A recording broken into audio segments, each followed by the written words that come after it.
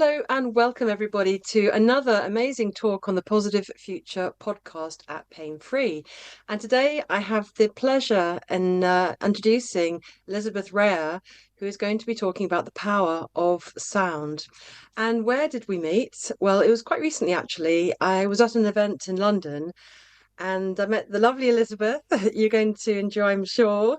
Very vivacious, full of energy and positive energy. And she told me she's going to do this singing over the music. I thought, okay, what's that? I'm not quite sure. Loved her energy. So I invited her to come and talk all about it. And at the event, it wasn't quite exactly what she normally does, she said, but it was over some funky music and this beautiful angelic voice came out. I was looking at it, it's her. What's she doing there? And it just went through me. And it was wonderful. And then I had the lovely opportunity to come to one of her amazing events, again in London, in this amazing church of incredible place with all the beauty of this church and the decorations as they are. And Elizabeth was there like an angel dressed in gold, and this voice she had. You have Elizabeth. I mean, I was just in a zone, and I hope you're going to enjoy this talk as much as I have, and do get in touch with her later. You are very welcome to ask questions all the way through in the chat box, and Elizabeth's going to see that. We'll have another 10 minutes at the end to take questions as well. And Elizabeth's going to be talking about the power of sound and also giving us an is it an auric audio experience. She's going to be giving us a little taster of what she does. And I'm really excited for you to hear what she does. Okay, without further ado, Elizabeth, could you tell us all about yourself? How did you get into this? How did you start? Who are you? Thank you so much, and thank you for having me here today. And hello to everybody here currently and those perhaps watching the replay. So, thank you for the introduction. So, I'm Elizabeth Reah, and now I am a vocal and musical creative. And I used to work in the investment banking industry for many years. Still not quite sure how I did that. But in 2020, I had a nervous breakdown and I was diagnosed with a lump in my breast. So I gave up my career. And it felt like a very, very natural process to come back to music. It was what had always been in my heart. I was a singer, a classically trained singer when I was young. And at the beginning, I used music as a way to heal my own body. And from there became this beautiful exploration back into being a musician and a creator. And I did heal myself through music and voice. And it is now my honor and blessing that I get to support other people in finding healing, peace, recovery, and both on a physical, mental, emotional, and spiritual basis through sound. And so I work with sound in many different ways. I am a composer. You can find my compositions on streaming platforms. But I also host events like the one that you came to last week in beautiful, beautiful venues called Transcendence. That was called Transcendence. And I also work with people on a one-to-one basis, as well as singing at people's weddings, at funerals, celebrations of life, and other events. Anything really that involves the beautiful, miraculous power of sound. And as you mentioned, sometimes you will hear me singing very different music, anything to hip hop or trance, where I sing without words. So it's a very interesting concept, and you'll get to experience this later in the podcast. But one of the things I'm known for, I guess, is that I sing without words.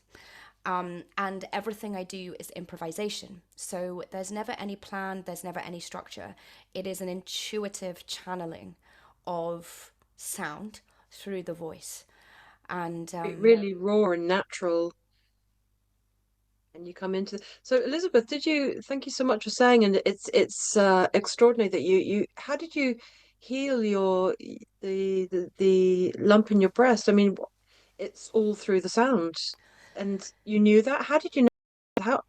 Did you feel it? How did that come about? I was living in the north coast of Scotland in the mountains at the time. I'd come back to where my mum lived to recover, really. Um, I think so often with our bodies, we can, and I was very disconnected from my body. We can be very disconnected and Oh yeah, forget.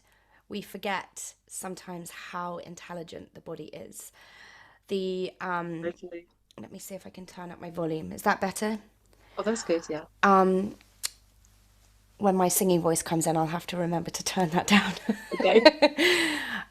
Sorry, I lost my train of thought there. Thank you for mentioning that because I didn't mention at the beginning. Everyone, you're going to need some kind of earphones or these jobs or an earphone to get the best from what Elizabeth's going to do in a minute. So if you want to rummage around for some earphones now and get them ready, not to put on now, but for the experience. Thank you. Sorry. Yes, Thank the experience will be greatly enhanced with that because Zoom doesn't allow for good quality sound, unfortunately, without earphones. So coming back to my recovery, so I was in Scotland, and so I think access to medical care was limited anyway, which worked out beautifully for me, because it was a surrender into remembering the wisdom of our bodies. That the mind is often very misleading in a lot of what we experience, whereas the body is really what holds the wisdom. The body knows how to heal if given the right environments. Now, Come on. we're not There we go. talking necessarily about broken legs, of course, at this point, but I'm a great believer in that many of life's physical and health challenges can be healed naturally through the wisdom of the body when the body is given the right environment. So it wasn't just sound. I am an advocate and I teach and guide breath work as well. A lot of meditation, nature, of course, and it was a combination of factors. But the thing that really spoke to me is that I was living with my mum at the time, and this is very relevant to what you teach and share, Althea, because my mum struggled so deeply with pain. And what I witnessed in her was that when I was offering her experiences in sound, she was able to sit for an hour pain free during these Wow. immersive experiences with sound bowls, with my voice, with music that I'd created. And so it was a great reminder during that period of how miraculous these healing modalities can be. And Yes. so it took several months of real surrender into that and daily consistency in both breath, with sound, with meditation, with nature. But I was very blessed that I didn't need any other medical intervention, and the lump shrunk and disappeared, and my nervous system gradually recovered. So Amazing. And did you know anything about the healing nature of your sound? 'Cause presumably, you've always been able to sing, I guess. Did you know anything? Was it that breast experience and that moment in your life that you realized you can use for healing, or did you know that before? I mean, I think on a soul level, I probably always knew it, but I'm not sure it was really conscious in my mind. And I'm very open about my story, which I'm very glad to share. Is I didn't actually sing for 17 years. I took a very dark path in life during my early years in investment banking, and I had a lot of challenges with drug addiction, and I lost my voice entirely. I could not sing, and I had damaged my voice beyond all comprehension. And so when I came back into recovery and also was healing from this lump in my breast, it was quite painful initially because I didn't really have a voice. It needed to be restored and recovered. And it was through that recovery of my own voice I realized just how healing it was because it was healing me. Absolutely. And sometimes, life sort of takes you along a path that maybe, as you say, your inner soul knows, but you have to go through a journey to understand and then recover. And I mean, breasts are about nurture, self-nurture for a woman. I think for everybody actually, but it's that journey, isn't it? The go through the horrible place, and then you found yourself and how you could help yourself. Mm. I'm really interested about the element of sound. And when I was learning guitar, I had my teacher said that every single note, or each note, every note along each string, every note contains every note. So as you pluck it, you go ding. It's if you could measure it, it would contain every sound and every note. And in healing, what I know is that every cell, every thought, everything is connected, and everything contains the everything else. Every cell contains the universe. What do you think about that? So the vibration, and I'm just trying to get across to people like if the sound of vibration, how it physically healed you. Mm. What do you think about all of that? Well, there's a beautiful saying by Nikola Tesla that says, if you want to know the secrets of the universe, think in terms of frequency, energy, and vibration. Wow. Absolutely everything is energy, absolutely everything is vibration, everything is frequency.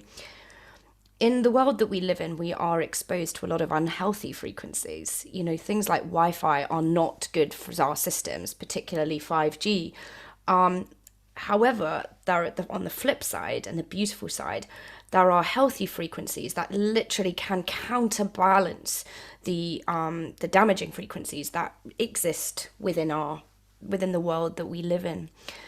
And from a scientific perspective, if you look at some of I'm so delighted to see that science is now really coming to the table in terms of sound and really starting to perform more studies about how this really does affect us on a cellular level. If you look at the two most famous, arguably the most famous studies on sound, one is by Dr. Emoto that studied the impact of sound on water, and the other Yeah. is the science of somatics, of the study of sound on matter.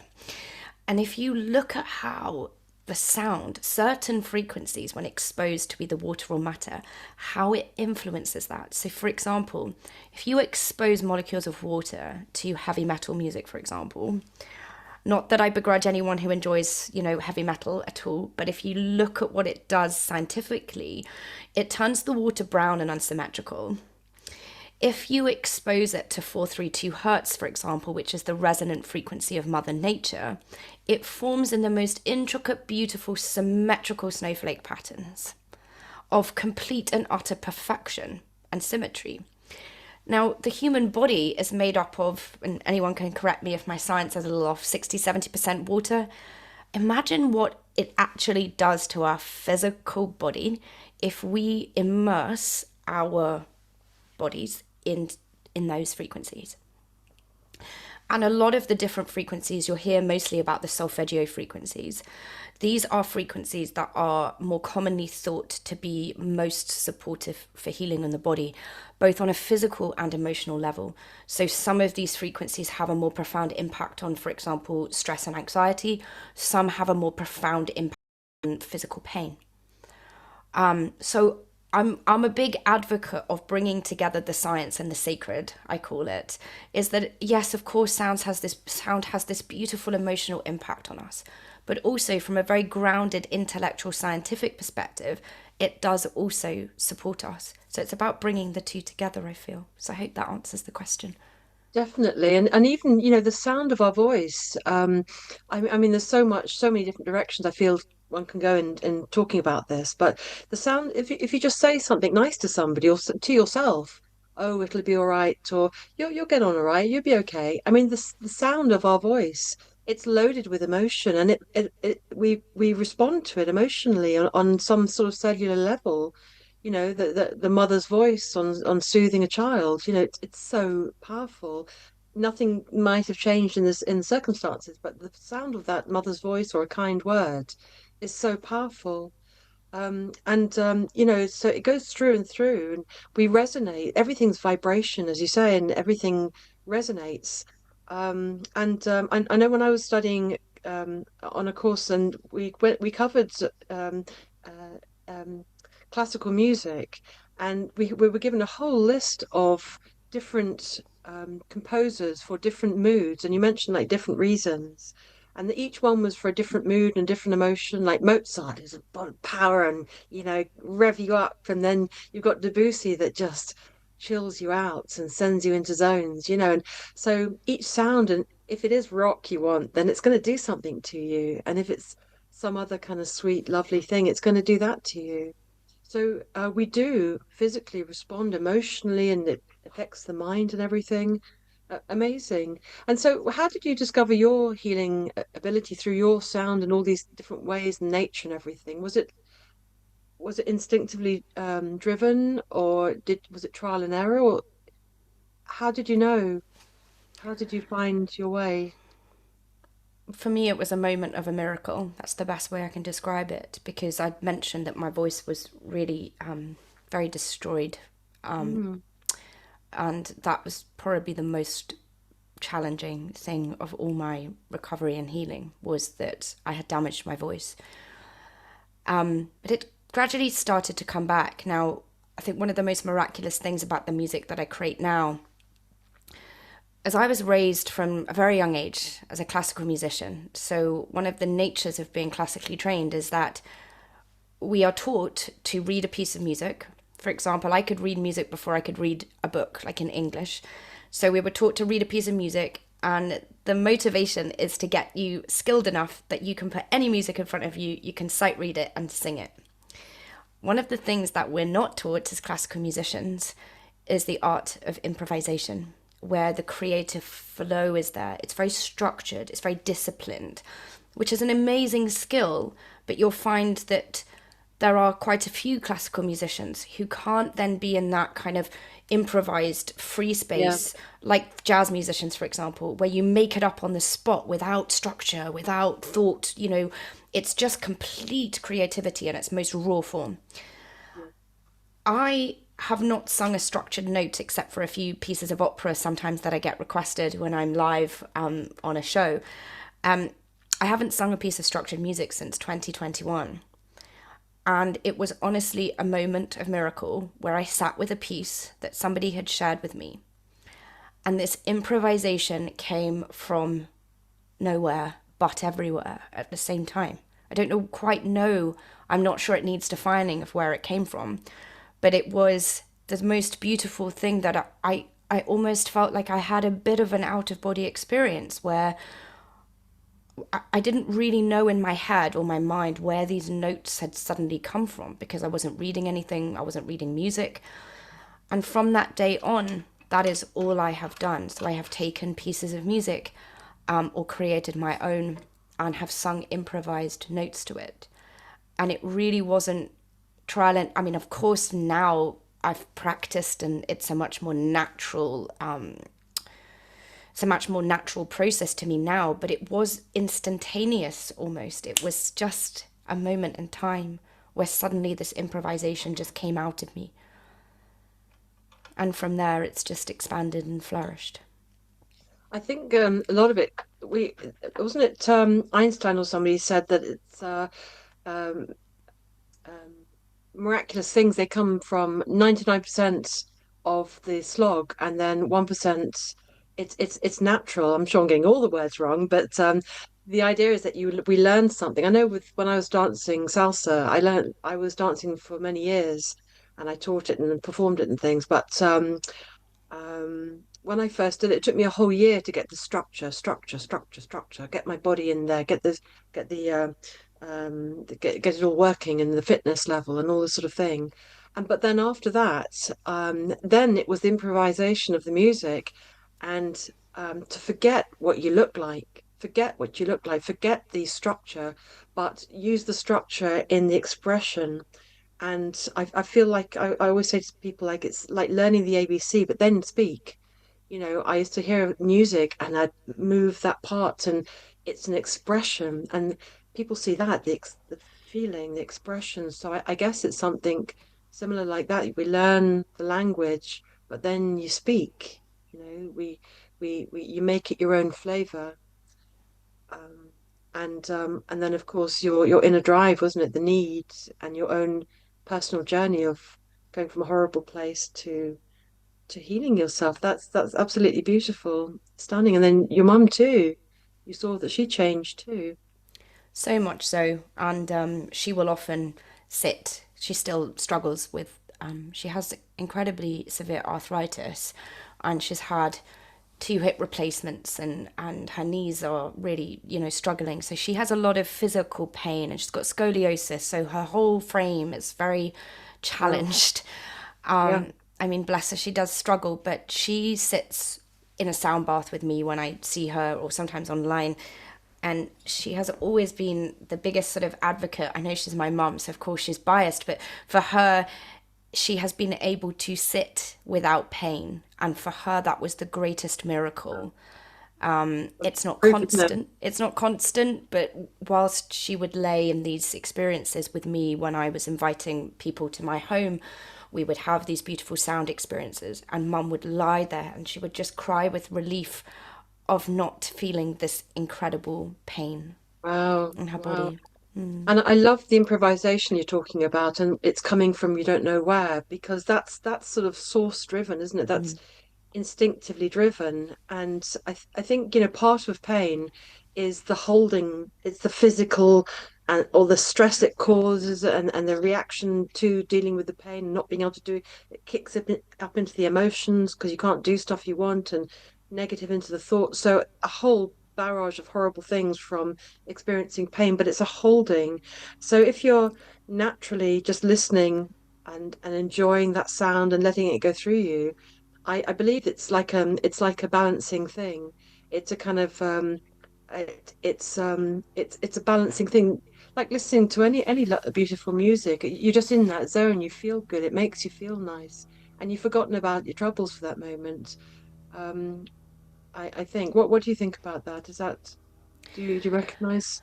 yes, I do, and I feel I say this a lot, and you may have heard me say this last week when you came to transcendence in the church. But for me, one of the most amazing things about music has always been that it reaches and touches people without asking anything in return. A lot of other natural healing modalities, like for example, breath work, is a much more active participative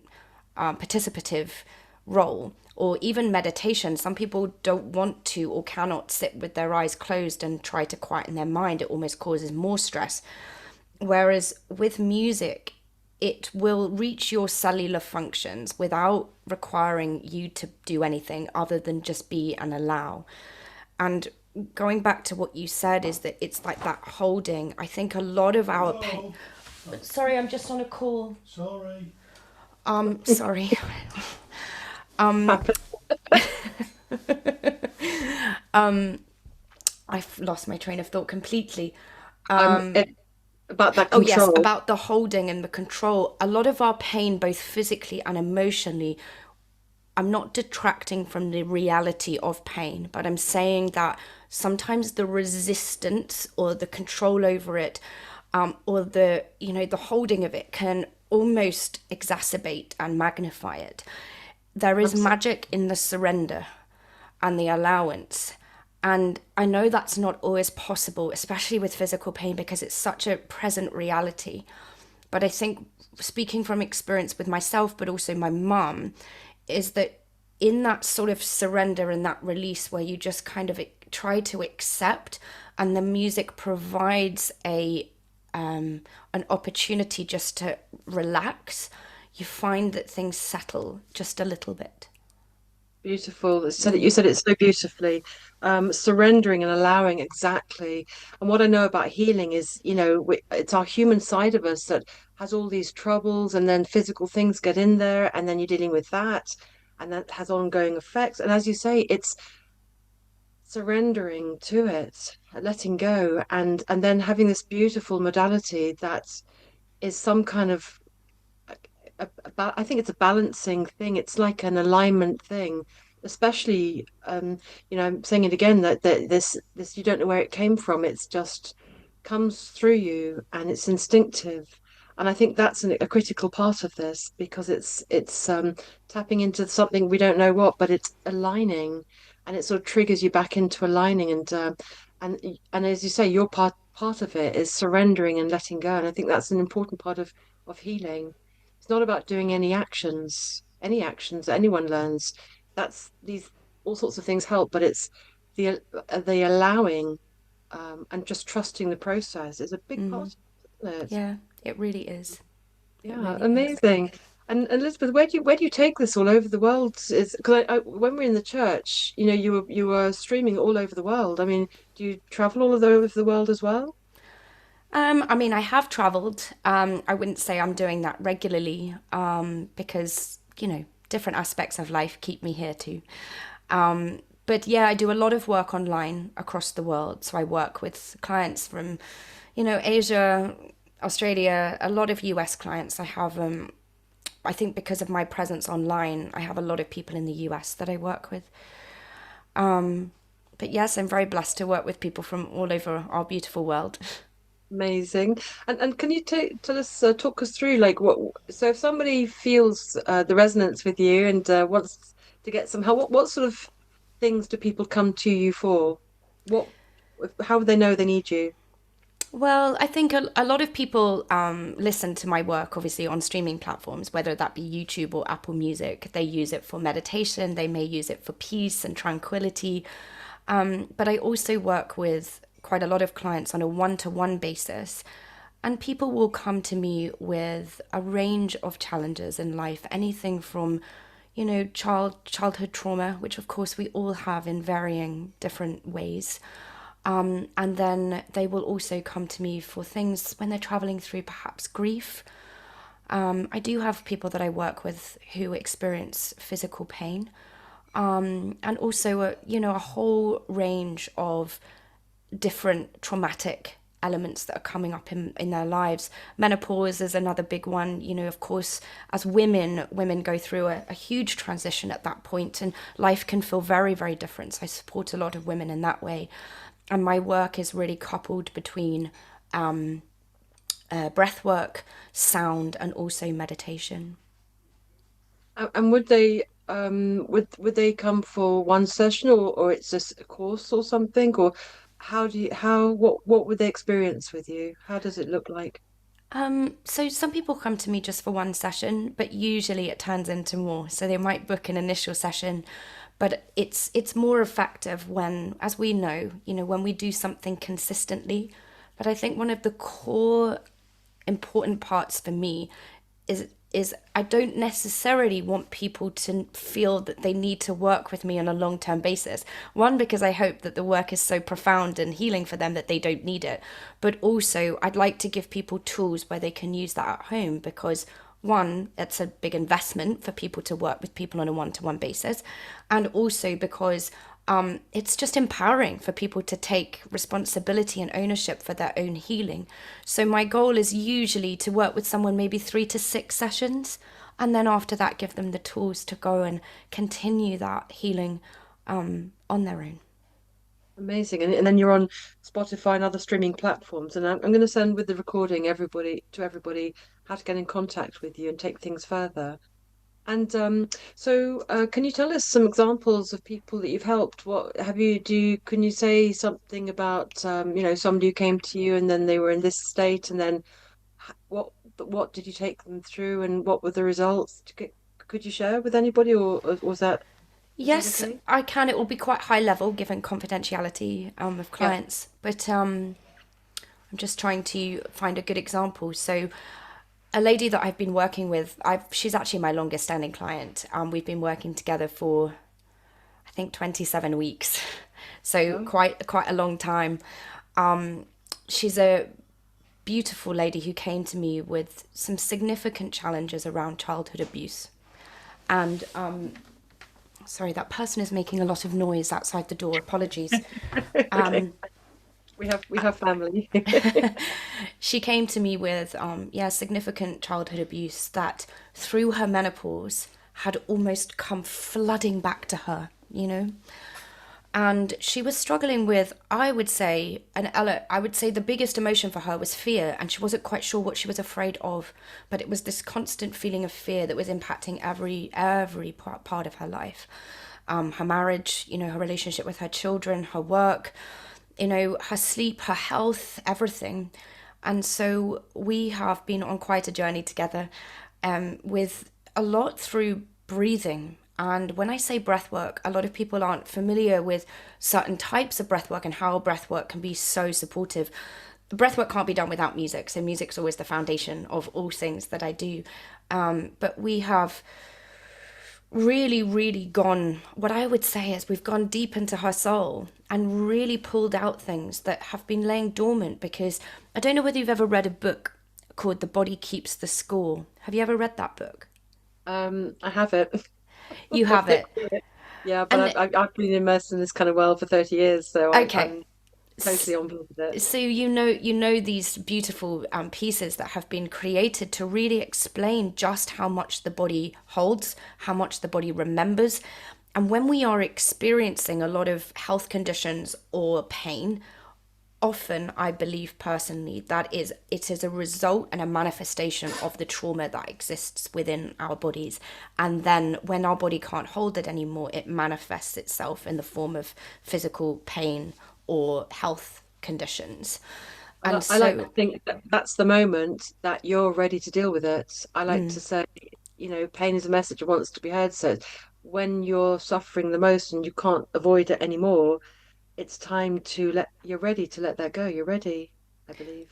yes, and also if we're able to transition from believing that health issues, I always think that don't like to think of us as being sick. I like to think of us as healing.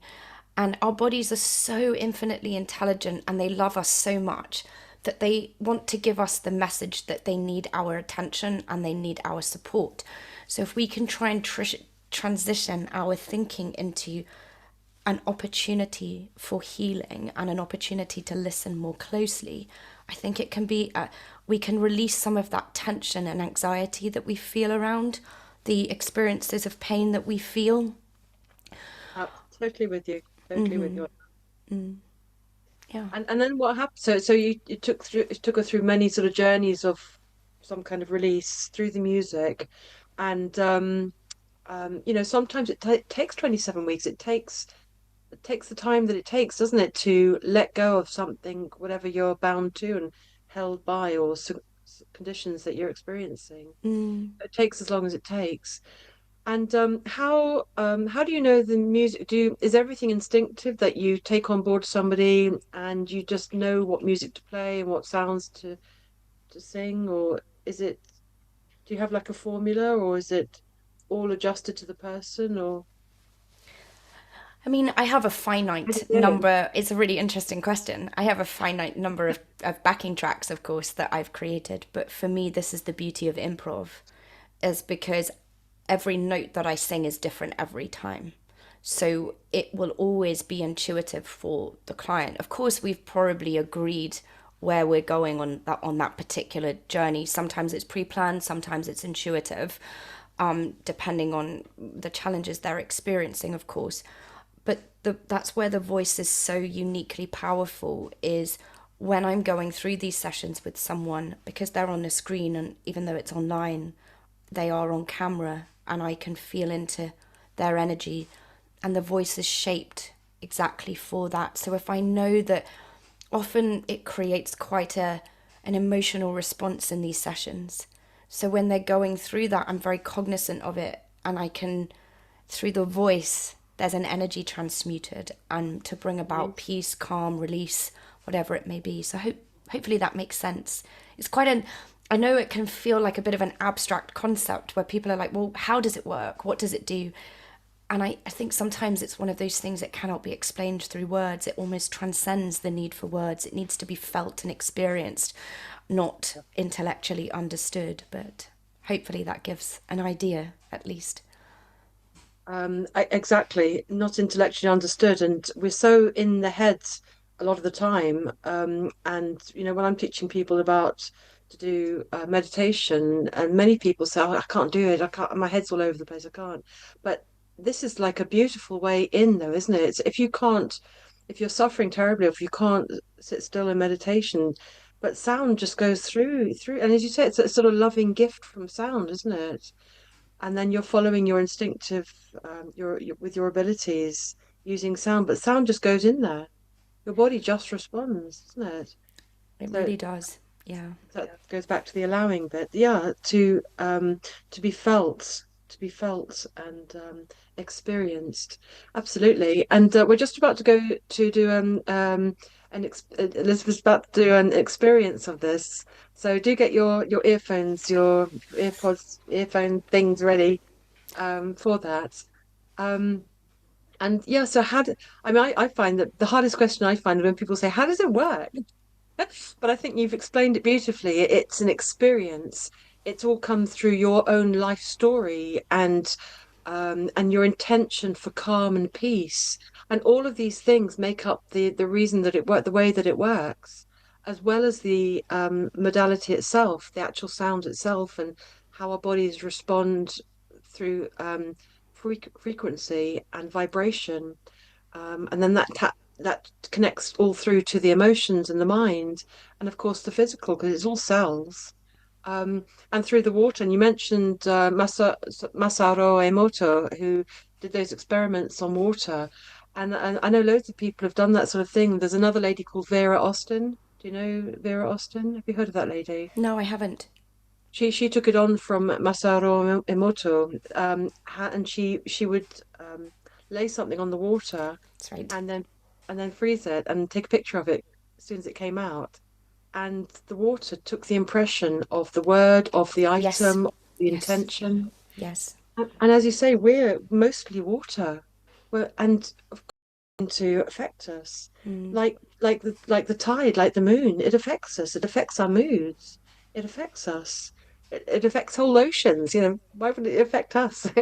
And then through the sound, I think it's like a living, some kind of flow.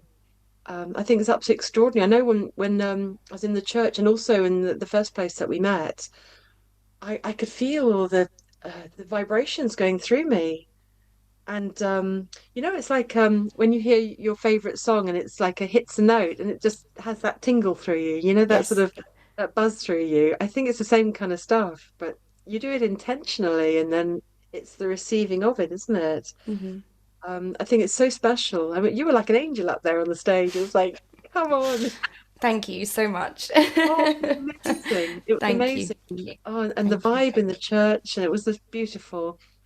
Okay, so I'm just going Elizabeth, to are you mute. I'm just going to ready? mute myself while I stand up and move the. I don't want you to have to hear the microphone moving, so I'm just going to mute myself just briefly, and then I'll be back.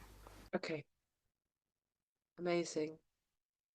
I've just realised I've on mute there. Did you all hear what I just said just a moment ago, everybody? If you just give me a th okay, that's fine, fantastic. So if you want to get your earphones ready, you're going to be in for a lovely treat. And as we were talking, as Elizabeth was surrender and experience. Don't think too much about it. Just feel whatever you do, and if you don't, you don't. You do, you do. Just be open. Can you hear okay, Margaret? You don't have earphones. Why are you putting your thumbs down? You haven't got. Well, you're still going to hear it. Um, you're still going to hear it. What? Can't hear you, Althea. Oh, you can't hear me. Oh, I've got to put my earphones on. Can you hear me now? You got. Ah, I know. So I am going to put my earphones on, and then you can't hear me. I forgot that bit. Thank you, Margaret. Thank you. So, um, yeah, I'm going to put them on, and then I'm going to leave for Elizabeth to take over from here. Elizabeth, you give me the thumbs up when you're ready. Okay, right. Everyone, put your earphones in quick, and we're going to be doing this experiencing this lovely experience for about 10 minutes, and then we're going to be open for questions to ask Elizabeth anything. So pop your earphones on now and enjoy.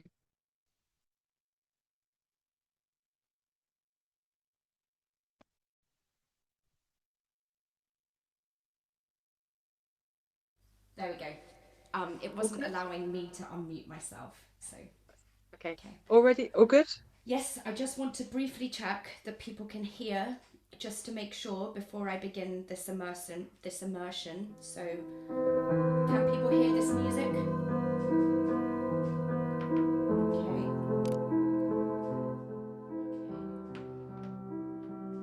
Okay. Earphones on now, yeah?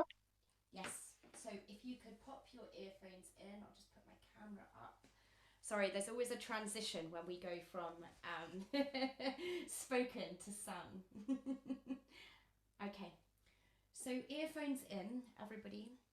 And really, this is just an opportunity if you want to sit with your eyes closed. Again, you don't need to do anything. This is just a beautiful, immersive experience. And at the very least, this is an opportunity for you to rest for 10 minutes and do absolutely nothing but to just be and have a moment of peace.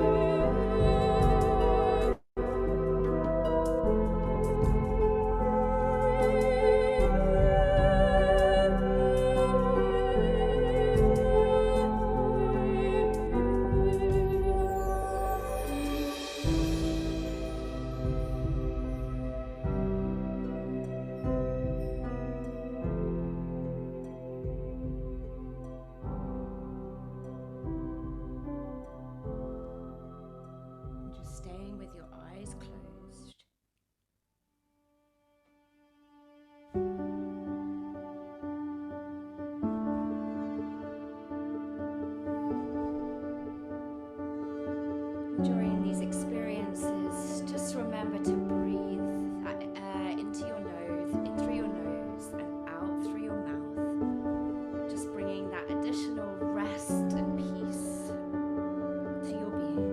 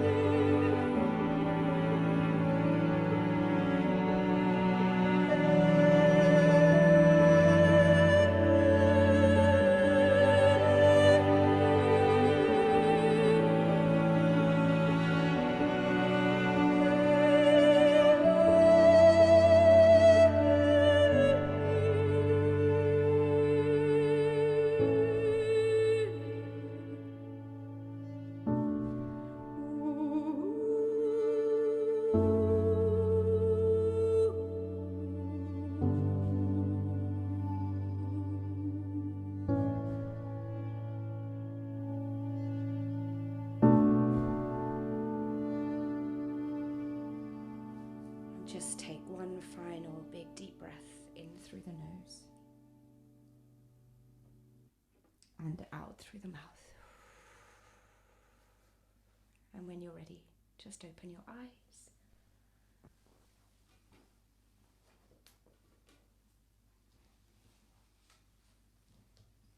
Oh, I'm a mess. Glad I didn't wear mascara. Oh, bless you.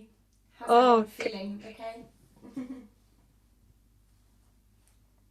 that was just about 10 minutes or so. Can you imagine what 2 hours in this beautiful in this stunning church with Elizabeth's incredible voice and allowing yourself to be open? Can you imagine what that did? Oh, sorry. Got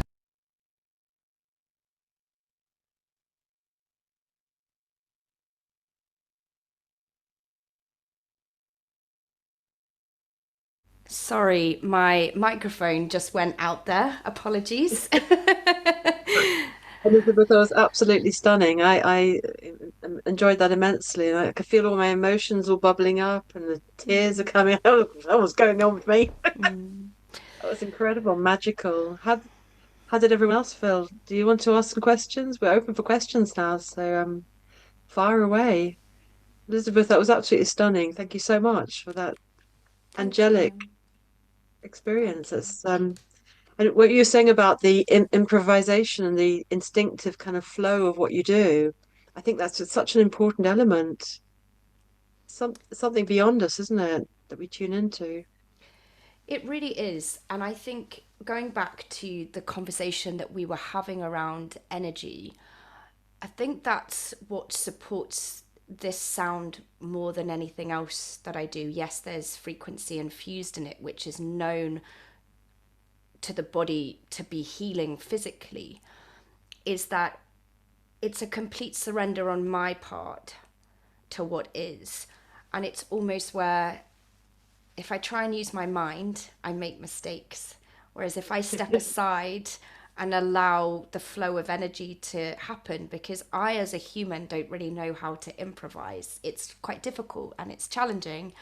But when I surrender to what is happening, then there's a power that I feel that's far greater than me, supporting not only me to deliver it through my voice, but that translates. And I think that's what people, well, that's what people have shared that they feel. So that's often the most beautifully common feedback that people receive.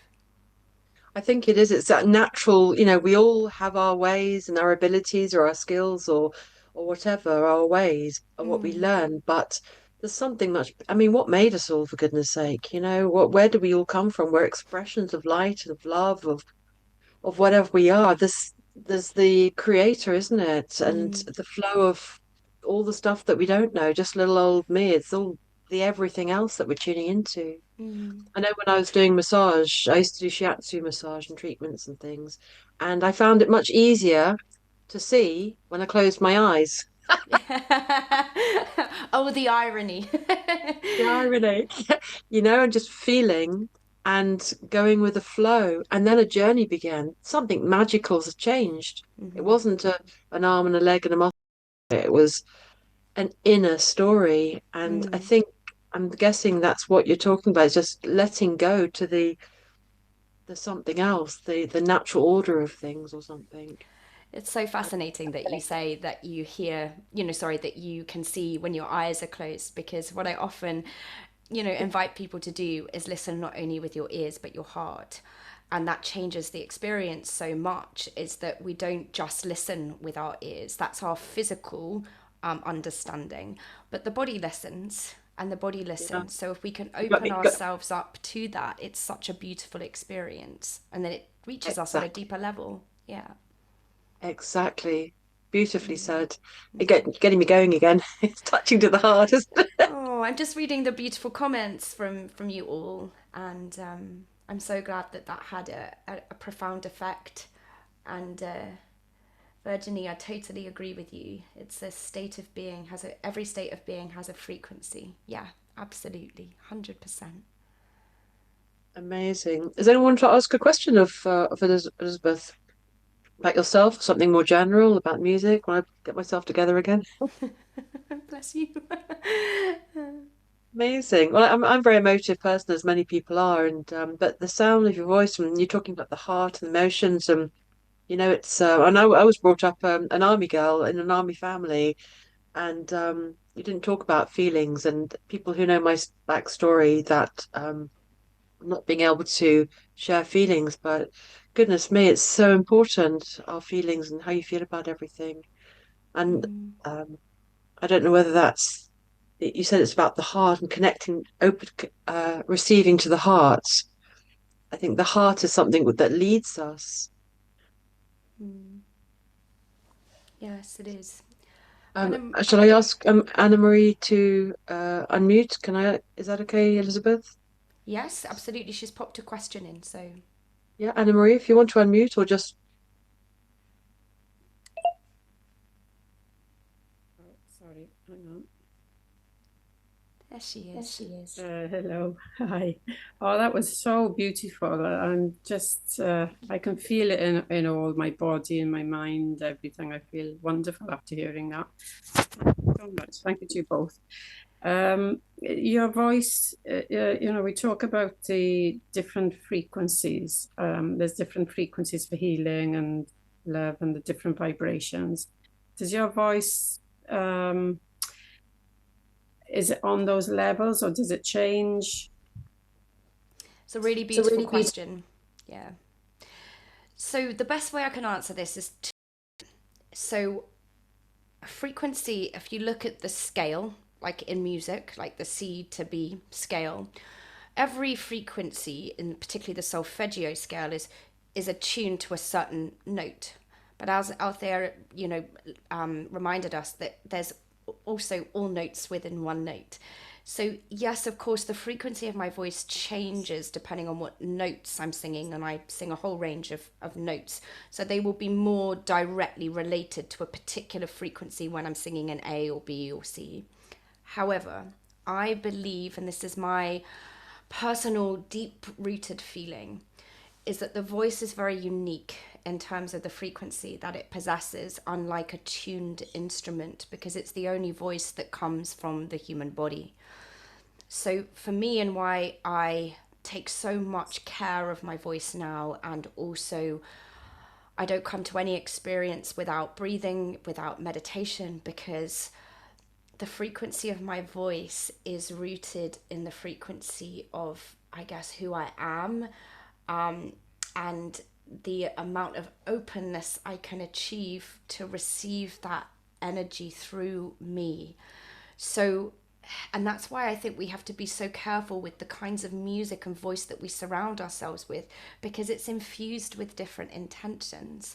But I guess, in short, the best way I can describe it is, if I'm in a space of peace, calm, love, and gratitude, I think those, and compassion, if I'm in that vibration and I hold that vibration through my events, through my healing sessions, and through experiences like this, then that's the frequency that comes through. Does that make sense? Yes, it does. Thank you for that. Okay. And sorry, there was something else that was in my head there. Sorry. Oh no, it's gone.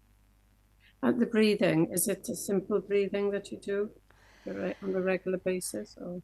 It can be both. So it depends. So the breathing that I do is rooted in what is often called holotropic breathing, which can be quite an intensified breathing. The reason I work with that is it's very effective for trauma release.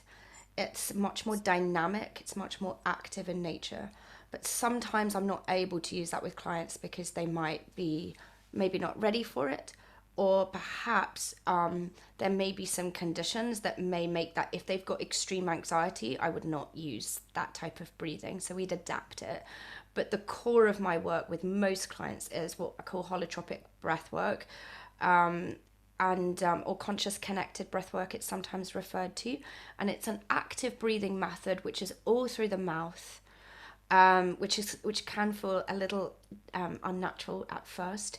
But the reason I use that is because of my own experience with it, that it had such a profound effect on me, that I wanted to share that. But if somebody is not able to do that, or I don't intuitively feel it's right for them at the moment, we work up to that. Yeah. Amazing. What a lovely answer, Elizabeth. Very, very helpful. Thank you so much. And we've come to the top of the bottom of the hour, well, top of the hour. So I just want to say thank you so much, Elizabeth, for sharing your taking us through your kind of guidance of how this all works and taking us through that incredible experience. Thank you so much. It's put me somewhere. I don't know where. Really Thank, beautiful. Really thank you for beautiful. inviting me, and thank you for having me, and thank you for trusting me to guide you today. Thank you so much. And just want to say thanks for everybody to join. Is there something I'd like to leave you with the last words of? If would you like to say something as a last word for a parting word to give to everybody, or say, or a point of view, or something to say before we leave? And just like to say thank you so much, everybody. Well, I put Elizabeth on the spot. No, not at Um, all. Would that's you like lovely. me?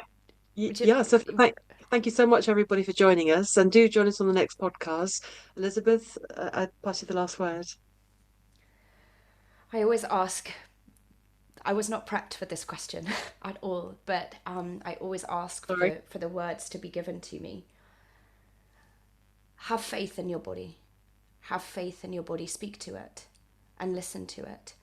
And for me, music is one of the most powerful ways to do that. Allow music to simply provide the space and the peace to listen to you. You know what is right. You know what feels good for you, and you know how to heal your body. You know it. So listen to the wisdom of your heart and your body. Elizabeth, beautiful. Thank you so much. And thank you so much, everybody, for joining us. Have a beautiful evening.